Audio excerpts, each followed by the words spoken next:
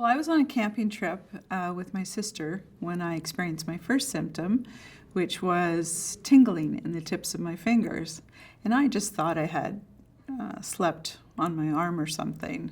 The next morning I woke up and my left arm was numb. I went to get out of bed and my right knee was wobbly.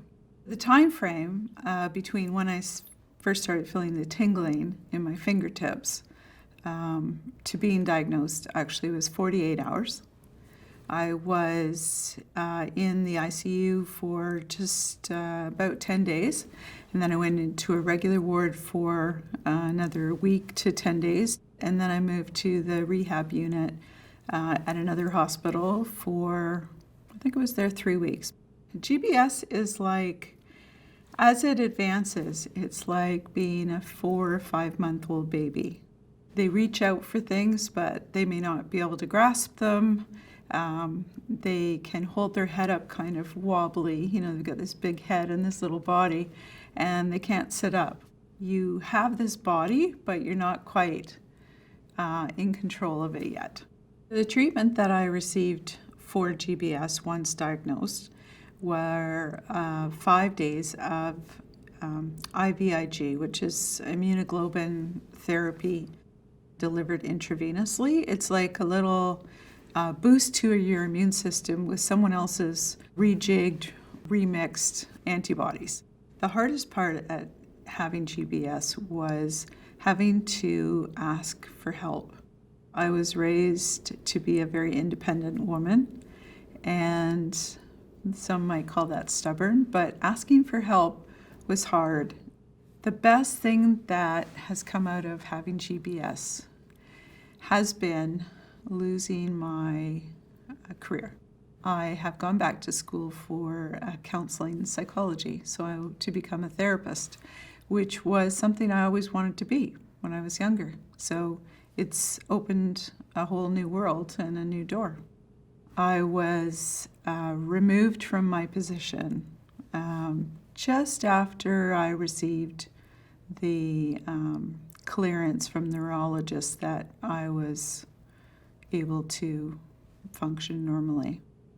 I think they just didn't understand how to accept less than strong leadership.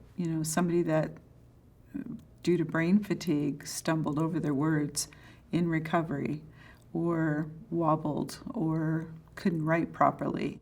It's a very, hidden recovery, because people look normal on the outside. So it doesn't affect you mentally, but cognitively it does, because you're so tired from trying to get everything to function that it's very difficult to sometimes find the word. It's like a word is hidden on a shelf, and you can't reach it. Those are the types of things that are really important for me to help others understand, so that, having been in human resources for so many years, you do want to accommodate people. You do want to better understand so people can return successfully to the careers, if they choose to, that they had pre-GBS. Having had some, prior willingness to go to therapy, I deliberately went for psychological counseling as well.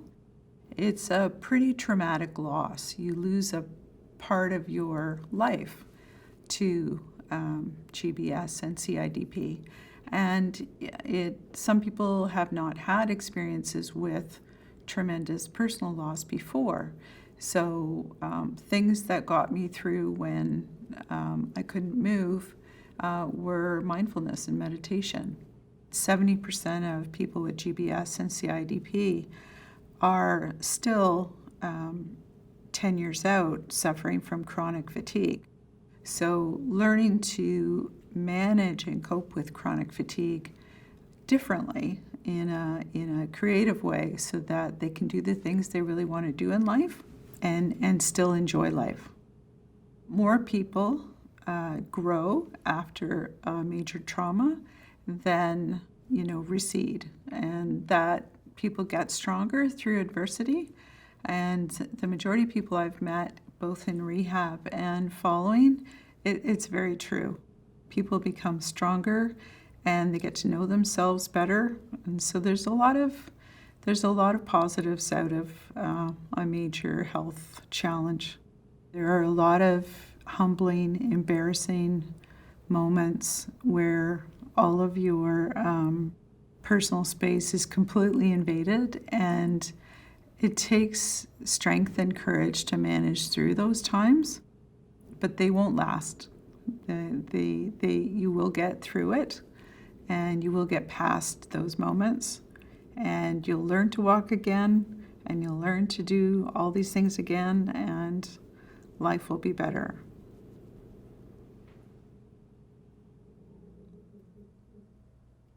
Be aware, we are rare, so please share.